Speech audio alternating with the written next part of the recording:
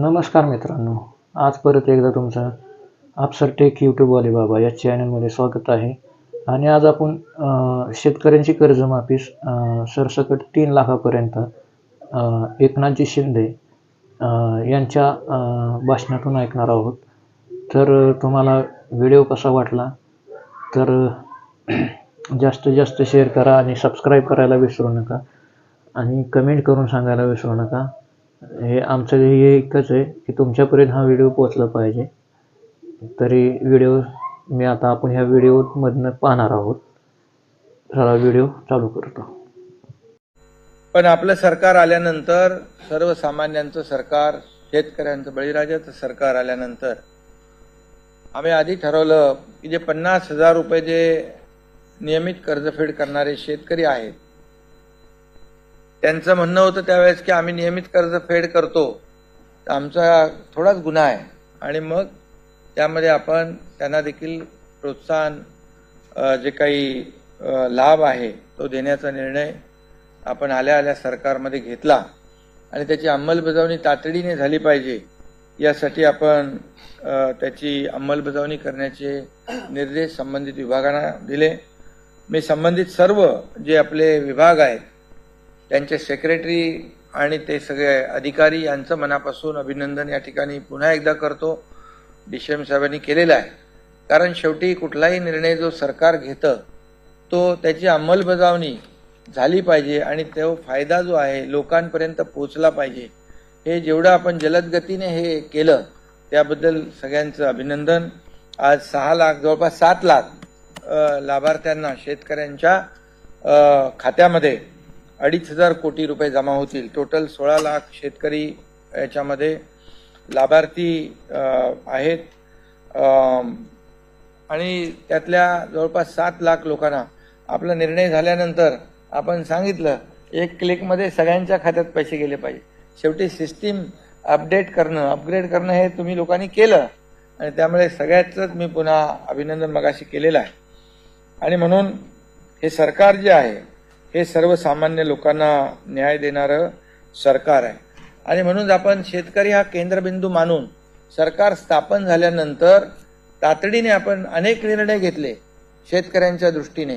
मग ते त्याच्यामध्ये त्यांच्या वीज पंपाचं युनिट दर कमी करणं असेल, अनेक योजना ज्या आहेत त्यांना प्रशासकीय सुधारित मान्यता देण्याचा असेल, हजारो लाखो हेक्टर जमीन पुन्हा ओलिताखाली आली पाहिजे यासाठी जे प्रकल्प थांबले होते त्यांना देखील आपण मंजुरी देण्याचा विषय असेल, त्याचबरोबर समुद्रात वाहून जाणारं जे वाया जाणारं पाणी त्याचं वळतीकरण करून ते आपल्या दुष्काळग्रस्त भागामध्ये पोहोचवण्याचा जो निर्णय आपण एक महत्वाकांक्षी ऐतिहासिक निर्णय जो तोही घेतलेला आपण.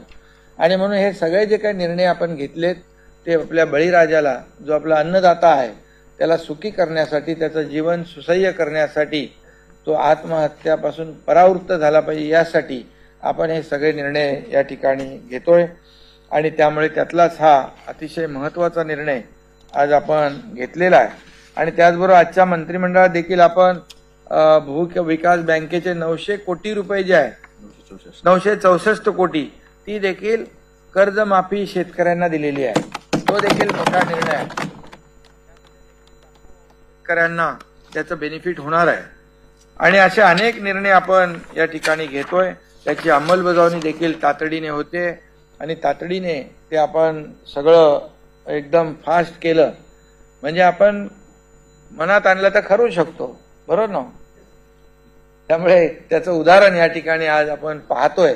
हे शेतकऱ्यांच्या खात्यात पैसे जमा झाले पाहिजे हा आपल्या सगळ्यांचा आग्रह होता आणि त्या आग्रहाच्या प्रमाणे आज त्याचं एक कार्यक्रम देखील आपण या ठिकाणी करतोय. आणि म्हणून अतिवृष्टी झाली त्या बाबतीत देखील जे परतीच्या पावसामध्ये तेव्हा देखील आपण निर्णय घेतला. मला वाटतं आपला हा पहिला निर्णय आहे की NDRFच्या दुप्पट आणि 2 हेक्टरच्या ऐवजी 3 हेक्टरपर्यंत, त्याचबरोबर सततचा पाऊस पडतो तिथे निकषात बसत नाही त्यांनाही आपण मदत देण्याचा निर्णय घेतला. गोगलगायींनी नुकसान केलेलं त्या शेतकऱ्यांना देखील देण्याचा निर्णय घेतला. आणि आता परतीच्या पावसामध्ये अतिवृष्टीमध्ये जे झालेलं नुकसान आहे त्यांना देखील आपण सांगितलं की पंचनामे कालपर्यंत आजच्या मंत्रिमंडळात देखील त्यावर चर्चा झाली. मी कालच मुख्य सचिव आणि जिल्हाधिकाऱ्यांना सूचना दिल्या होत्या, युद्धपातळीवर पंचनामे करा. परंतु आज मंत्रिमंडळाने देखील तो विषय गांभीर्याने घेतला आणि कालपर्यंत झालेलं जे परतीच्या पावसामुळे नुकसान त्याचे देखील पंचनामे युद्धपातळीवर झाले पाहिजे, त्याचा देखील नुकसान भरपाई शेतकऱ्यांना मिळाला पाहिजे, हा देखील निर्णय आपण घेतलेला आहे. आणि म्हणून सगळं जे आपण करतोय त्या संकटातून अतिवृष्टीच्या बळीराजाने स्वतःला सावरलं पाहिजे आणि यासाठीच आपण हे सगळे निर्णय घेतोय. म्हणून शेतकरी बांधव भगिनींना देखील सरकारची विनंती आहे, यापूर्वी देखील आम्ही आवाहन केलंय की आपण आपल्यासाठी आम्ही खूप काही या योजना ज्या आहेत या तुमच्यासाठी करण्याचा प्रयत्न एवढाच आहे की तुम्ही खचून जाऊ नका, तुम्ही काय धैर्याने प्रत्येक संकटाला सामोरं आपण गेलं पाहिजे. सरकार आपल्या पाठीशी खंबीरपणे उभं आहे, आपल्या सगळ्यांच्या खात्यामध्ये पैसे जमा करण्याचा, किंबहुना जे अतिवृष्टीमुळे झालेले जे नुकसान आहे त्याचे पैशाचं वाटप मोठ्या प्रमाणावर सुरू आहे, युद्ध पातळीवर तेही पैशाचं वाटप सुरू आहे.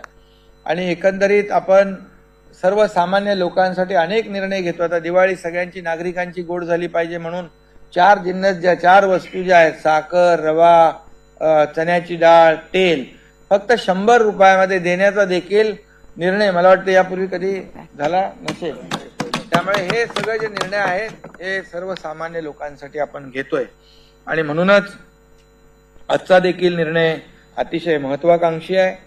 या सर्व निर्णयातून शेतकरी राजा बळीराजाला बळ मिळत राहील आणि तो वेगळा विचार करणार नाही, चांगला विचार करेल, त्याच्या पाठीशी सरकार उभं राहील. एवढंच या प्रसंगी मी सांगतो. पुन्हा एकदा सगळ्यांना दिवाळीच्या शुभेच्छा. सगळ्या अधिकाऱ्यांना परत एकदा मी त्यांचं अभिनंदन करतो. सरकारने घेतलेला निर्णय, एका क्लिकमध्ये सगळ्यांच्या खात्यात पैसे, हा मला वाटतं एक दिवाळीपूर्वी झालेला निर्णय, सगळ्यांना एक गोड करणारा निर्णय आहे, चांगली बातमी देणार आहे आणि त्याची अंमलबजावणी आज झालेली आहे. त्यामुळे मी पुन्हा एकदा सगळ्यांना खूप खूप दिवाळीच्याही शुभेच्छा देतो आणि सगळ्यांचं अभिनंदन करतो. धन्यवाद. जय हिंद, जय महाराष्ट्र.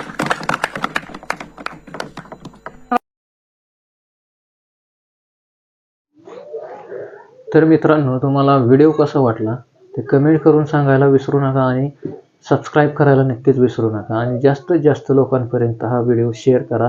कारण आमचं हेतू एकच आहे की ही माहिती सर्वसामान्य लोकांपर्यंत, सर्वसामान्य शेतकऱ्यांपर्यंत ही पोचावी. हीच अपेक्षा. जास्तीत जास्त सबस्क्राईब करून शेअर करा.